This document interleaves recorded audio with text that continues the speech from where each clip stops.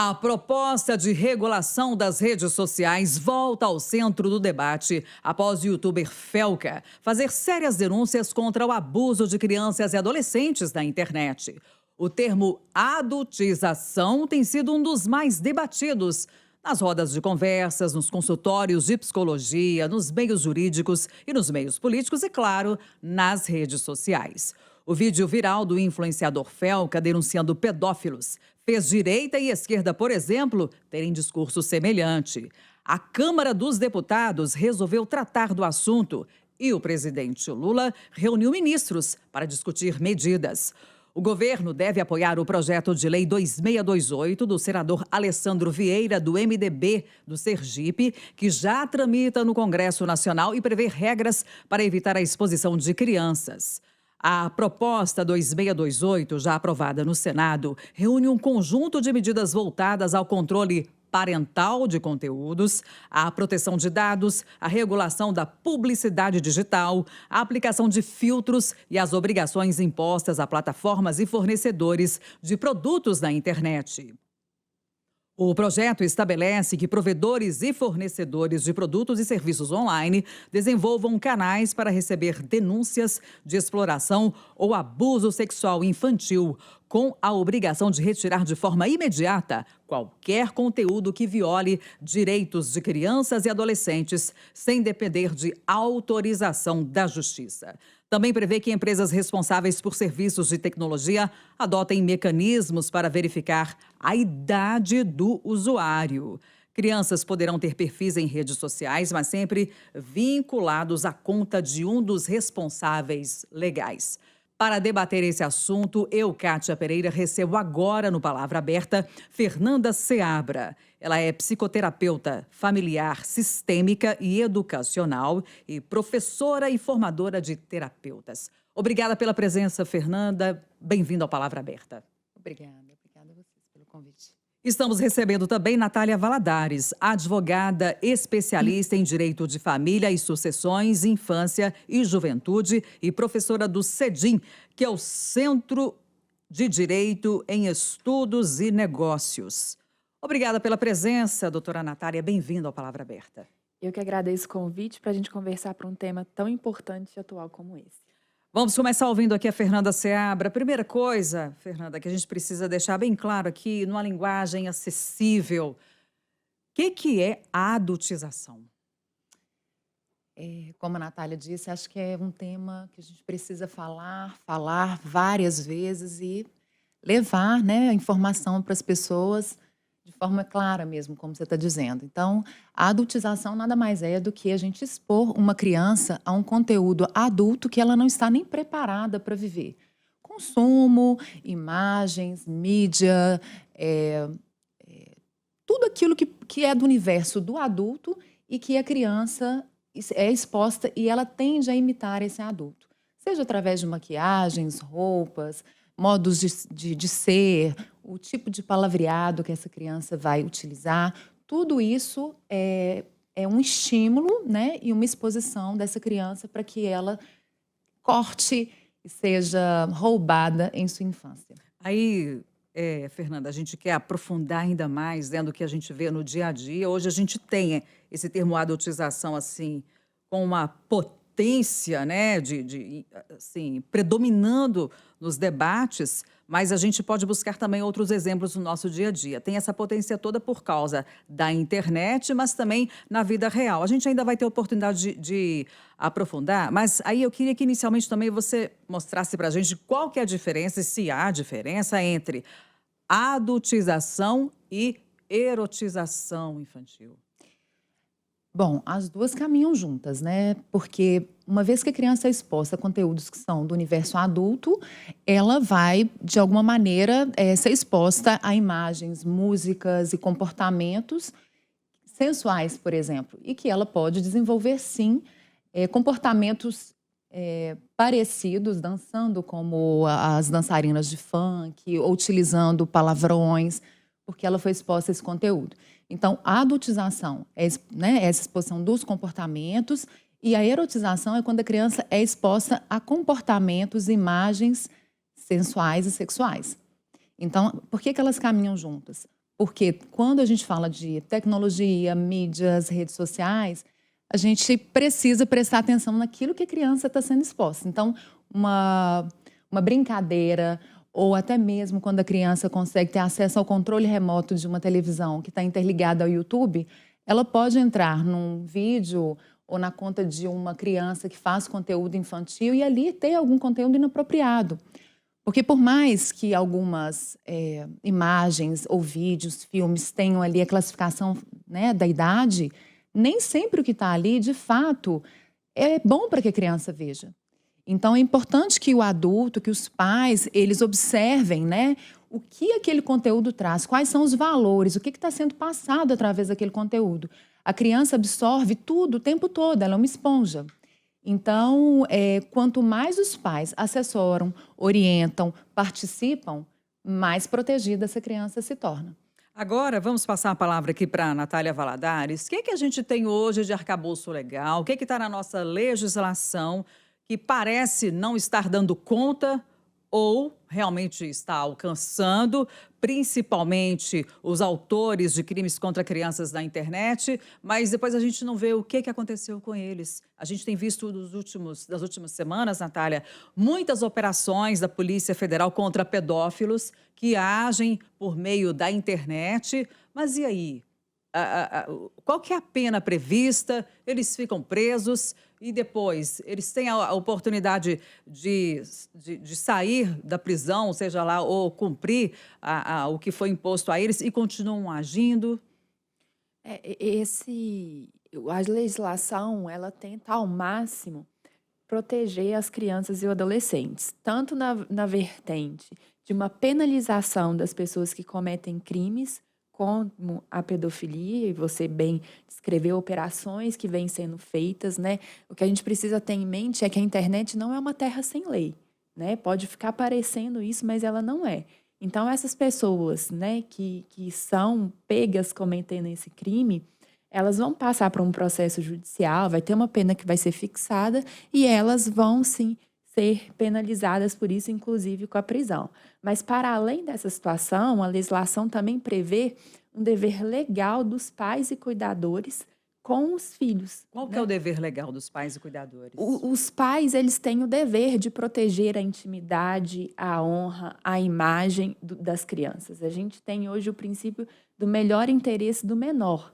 Então, os pais e os cuidadores, eles são responsáveis por cuidar e zelar por essas crianças.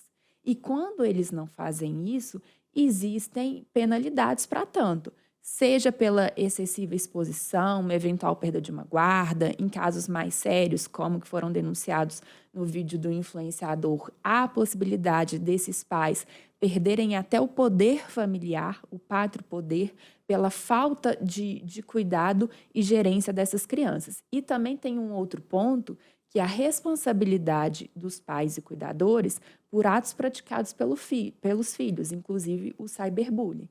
Então, os pais têm esse dever de orientar, de colocar limites e de tentar estar próximo do filho para ver o que eles estão fazendo nesse ambiente. O que a gente tem de legal hoje está suficiente, está funcionando, ou esse projeto de lei 2628 vem para acrescentar algo relevante? Esse projeto de lei, ele vem numa combinação, inclusive, com projetos de outros países. Por exemplo, a França também discute aqui, como o Brasil, é a possibilidade de impedir que crianças e adolescentes menores de 18 anos tenham acesso às redes sociais. E é nesse sentido que caminha esse projeto de lei. Então, ele vem acrescentar, porque diversas plataformas, as coisas ficam um pouco soltas, né? Plataformas que permitem que crianças e adolescentes, já com 13 anos, possam acessar conteúdos que não cabe a elas ter esse tipo de acesso. Então, é uma tentativa... 13 anos, um adolescente já, né? Ele ainda não tem maturidade para a rede social. Exatamente, não tem maturidade. Eu quero te ouvir sobre isso. 13 anos. O indivíduo ali, o adolescente, ele já tem maturidade para a rede social? Não, porque a gente sabe que a criança, até a adolescência, um pouco mais a adolescência, ela está desenvolvendo o córtex pré-frontal, que é o córtex que ajuda a discernir, a ter razão, né? No sentido a desenvolver a racionalidade. A criança não consegue, né, o adolescente discernir num primeiro momento, se aquilo é bom ou não, se aquilo vai trazer um prejuízo para a vida dela. Muitas vezes ela entra por brincadeira, por interesse, por aquele efeito de grupo que todos estão fazendo e eu também quero participar, eu também quero viver um pouco disso para me sentir pertencente. Mas ela não tem o discernimento se aquilo vai trazer um prejuízo, se é bom para a vida dela. Então, não, aos 13 também não. É porque a gente tem para Instagram, por exemplo, 13 anos, outras redes sociais, 16 anos. Tem esses detalhes, doutora Natália? Sim, nos termos de uso tem esses detalhes. Acontece que as coisas ficam um pouco soltas, né? As redes sociais não têm um gerenciamento daquele conteúdo que está sendo postado. Por vezes é pedido, são feitas denúncias para retirá-los e há, às vezes, negativas da rede social em fazerem isso. Inclusive, tem o Marco Civil da Internet, que também é uma tentativa de uma maior gerência sobre o conteúdo que é colocado nas redes sociais. E hoje a gente não tem essa vinculação obrigatória à conta do pai, não, ou da mãe? Não há. As coisas ficam muito soltas. A gente percebe, por exemplo, vários influenciadores que criam perfis para os filhos antes deles nascerem. E ali vão sendo feitas postagens ao longo da vida dos filhos, né? Vídeos, fotos. Então fica, né, uma falta de gerência daquele controle de crianças e adolescentes que vem sendo postados. Ô, Fernanda Seabra, a gente viu muitas pessoas, milhares de pessoas acessaram e assistiram ao vídeo do Felca, o influenciador, e ele traz denúncias muito graves. E a gente está falando do ambiente virtual. Então, é fato, a gente sabe, ou pelo menos a gente tem ideia, né, do que pode acontecer, a que ponto pode chegar a exposição de crianças e adolescentes. Agora, eu quero trazer aqui para o mundo real, no nosso dia a dia. Como que famílias bem intencionadas não expõem os filhos nas redes sociais, mas, no dia a dia, praticam de alguma maneira a adultização. De que maneira? Bom, a gente vê a adultização, eu disse, né, através do consumo, da forma do adulto se comportar. E a criança, ela aprende muito mais né, pelo que ela vê do que pelo que a gente fala. É experiência ali na vivência e na relação. Então, se os pais, no caso de uma menina, por exemplo, se ela é tão jovem, tão novinha, a mãe já marca para fazer mechas no cabelo, unha, gel, as meninas ficam encantadas com tudo isso. E isso não é algo que está voltado para a infância. Isso é do universo adulto. E acho que tem um psicoterapeuta, né, um psicanalista, que traz um conceito, uma ideia assim, interessante, que o maior fardo que uma criança pode carregar é a vida não vivida de seus pais. Então, quando os pais têm lá as suas dores, as suas dificuldades e têm um filho, muitas vezes eles projetam para esse filho um ideal dessa relação e da vida desse filho, aquilo que eles não viveram. Então, eu quero que meu filho tenha sucesso, eu quero que meu filho seja bonito, eu quero que meu filho circule em meios X, Y, Z, eu quero que meu filho faça várias atividades para que ele se sinta potente. E as crianças vão ficando sobrecarregadas, cansadas, muito estimuladas, e elas perdem o brincar, que é tão importante para a criação, para a fantasia, para a elaboração das suas dificuldades, dos processos internos que tem na vivência do dia a dia, para a socialização. E a adultização vai fazer isso, por isso que eu disse que é um roubo da infância. Sim. Vai tirar a oportunidade da criança construir um mundo interno. Quanto mais ela é adultizada, mais ela se constrói do lado de fora. E o grande movimento da vida, né, quando a gente fala de família, de desenvolvimento, seja infantil, do adolescente até do adulto, é a gente construir o nosso eu. E é desde pequeno. Então, se os pais têm uma projeção muito grande e uma idealização muito grande com esse filho, eles não conseguem ver essa criança naquela necessidade que ela tem e como ela é. Então, esse é o problema da adultização e da erotização, porque aí os pais também começam a olhar para essa criança e querem que ela seja descolada. Então, que ela tenha um jeito diferente, aí ela começa a chamar atenção e aquilo vira um vídeo, vira uma foto e viraliza, né? Tudo viraliza muito rapidamente. Aí vem a doença porque ninguém deu like, ninguém curtiu, Sim. ninguém comentou. Hoje a gente tem um debate muito importante sobre o trabalho infantil, né? Atribuir responsabilidades de adultos a crianças também, a gente pode chamar isso de adultização está se roubando a infância? Por exemplo, meninas de 10 anos que têm que cuidar do irmãozinho mais novo, a menina que vai para o sinal para poder vender bala junto com a mãe, a menina que já tem que aprender, e é claro que as atividades dentro de casa são importantes, as tarefas de acordo com os níveis, mas assim, a menina tem que cuidar da casa, né? O menino também já tem que estar com o cabelo com gel bem bonitinho, como se ele fosse um mini homem. Tudo isso é muito complexo, mas é isso que a gente pode entender, assim, cheio de boas intenções, mas que, na verdade, também está roubando a infância, Fernanda? Tem um lado desse achismo aí da boa intenção. Meninas fazendo skincare, né? Sim. Que é tratamento de pele, aqueles cuidados todos, que até para nós adultas são difíceis. É por isso que eu disse, né, da imitação. Eu quero imitar, eu quero ser como um adulto. E aí eu já não sei mais o que é ser criança, nem me permito ser criança. Quando as crianças estão brincando, dependendo de uma festa, que de repente a criança que já está mais adultizada, ela está ali perto, ela tem vergonha de participar da brincadeira, e são crianças da idade dela. Então, isso é que acontece quando a criança passa a viver coisas que não é do universo infantil. Então, quando você diz a respeito do trabalho, então vamos lá, em relação às redes sociais, essas contas do YouTube, né, dos YouTubers, essa coisa toda, a criança, ela recebe por isso, né?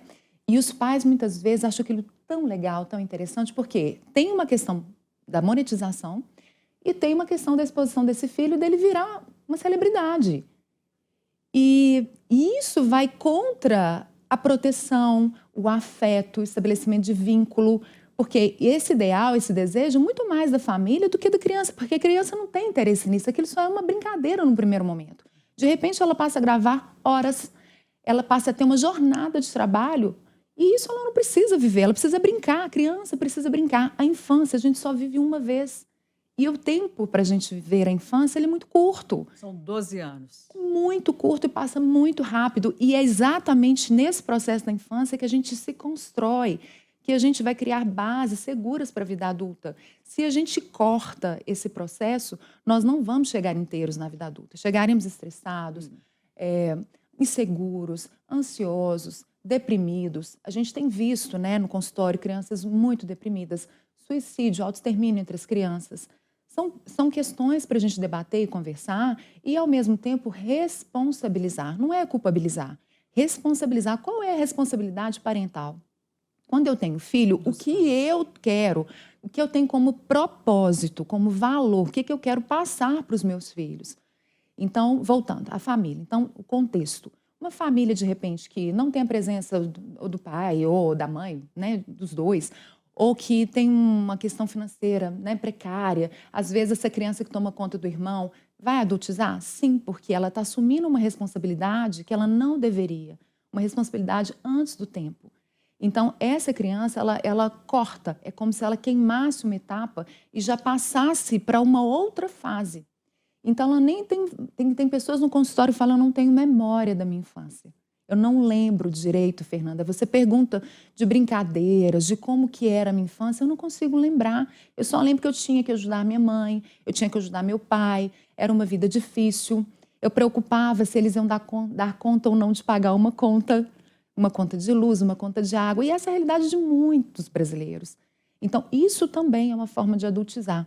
Que dentro da terapia sistêmica a gente fala de parentificação, que é dar uma responsabilidade de adulto para a criança e que isso faz uma anulação do eu dela. E ela passa a funcionar como um adulto na família. Agora, doutora Natália Valadares, e as Big Techs? Será de fato possível responsabilizar as Big Techs e cobrar delas mais segurança para jovens? Aí não vamos nem falar crianças e adolescentes, porque elas não deveriam estar lá, né? Mas nesse caso aí de contas vinculadas ao de pais e dos pais ou responsáveis, né? Qual deveria ser a responsabilidade delas? Isso de fato será possível? Kátia, eu acho que você colocou o ponto ali no vespeiro. Que eu acho que a grande problemática é exatamente essa. Como responsabilizar. E muitas vezes há uma tentativa de fazer essa responsabilização, mas as Big Techs tentam, né, não recebê-las, vamos dizer assim. O grande ponto é exatamente esse. A gente tem um marco civil da internet, que é uma legislação anterior que veio com este intuito. Mas o que a gente percebe na prática é uma dificuldade das Big Techs de, inclusive, cumprir decisões judiciais. Por isso, a necessidade, muitas vezes, de multas combinatórias, inclusive diárias, de valores elevados. Né? Às vezes, até uma dificuldade de recebimento daquela notificação judicial ou de uma alegação, eu não estou situada aqui no Brasil, então a legislação de fora. Então, esse ponto talvez seja um dos mais complexos, de conseguir, de fato, não só responsabilizar, mas principalmente de se fazer cumprir, inclusive, decisões judiciais. Há um problema neste momento que é o ambiente político.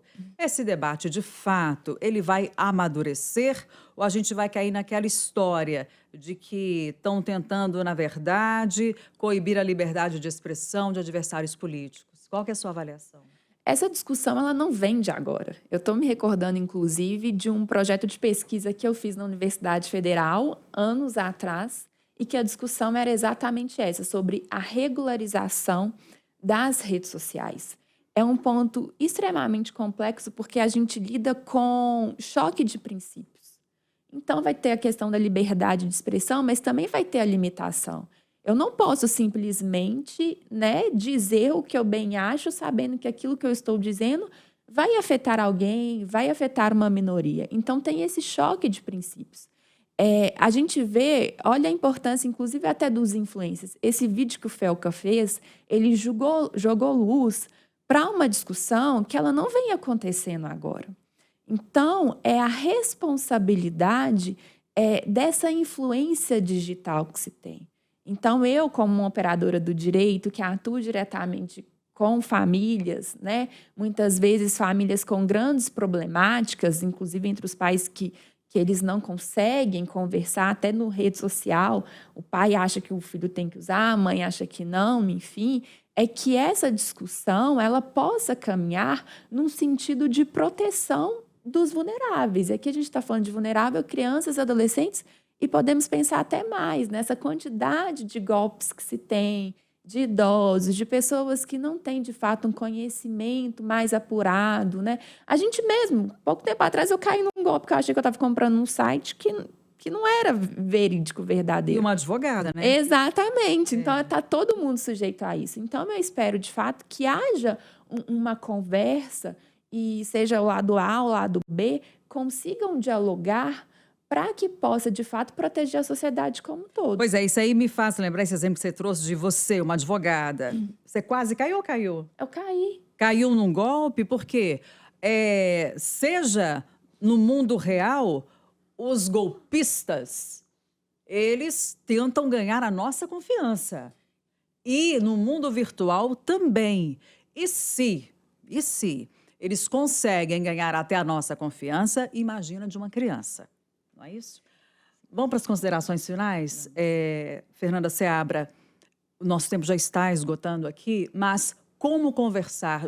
Vamos entender, para o nível de maturidade de uma criança e um adolescente, como os pais podem conversar com eles para poder conscientizá-los. Agora não é hora para você, você ainda é uma criança. Criança não namora, não é hora para você, você não precisa de rede social, não é hora para você, essa música não é legal para você ouvir. Como ter esse papo?